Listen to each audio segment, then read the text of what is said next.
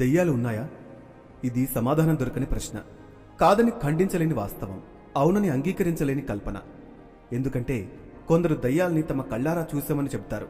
ఎవరు నమ్మకపోతే అసహనానికి గురవుతారు. దీన్ని బట్టి చూస్తే వారు నిజంగా ఏదో చూశారు, కానీ అది దెయ్యమా కాదా అనేదే సందేహం. అయితే దెయ్యాల గురించి సైన్స్ ఇప్పటి వరకు ఏమీ చెప్పలేదు.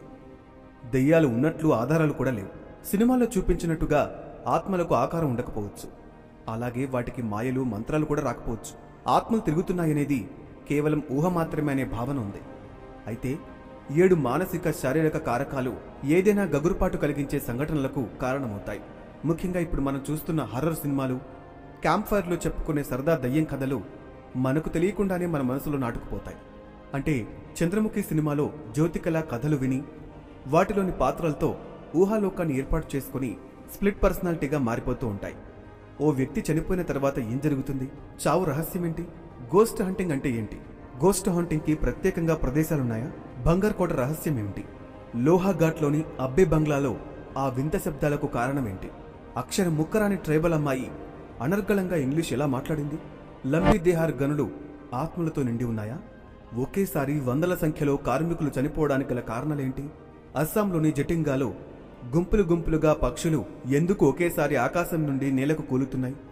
గోస్ట్ హాంటర్స్కి అత్యాధునిక టెక్నాలజీ ద్వారా ఎలక్ట్రానిక్ డివైజులు ఎలాంటివి అందుబాటులో ఉన్నాయి? అవి ఏ విధంగా ఉపయోగపడుతున్నాయి? ఒత్తిడి వల్ల అతీత శక్తులు వెంటాడిన భ్రమ కలుగుతుందా? గోస్ట్ను నమ్మడం వెనుక వారి బ్రెయిన్ ఇష్యూస్ కూడా రీజన్ అవుతుంటాయా? మానసిక రుగ్మతే అతీంద్రియ శక్తుల్ని నమ్మేలా ప్రేరేపిస్తుందా? హేతువాదులు కూడా దుష్టశక్తుల్ని ఖండించినా వారికి ఎదురైన కొన్ని సంఘటనలు వాటిని నమ్మేలా ఎందుకు చేశాయి?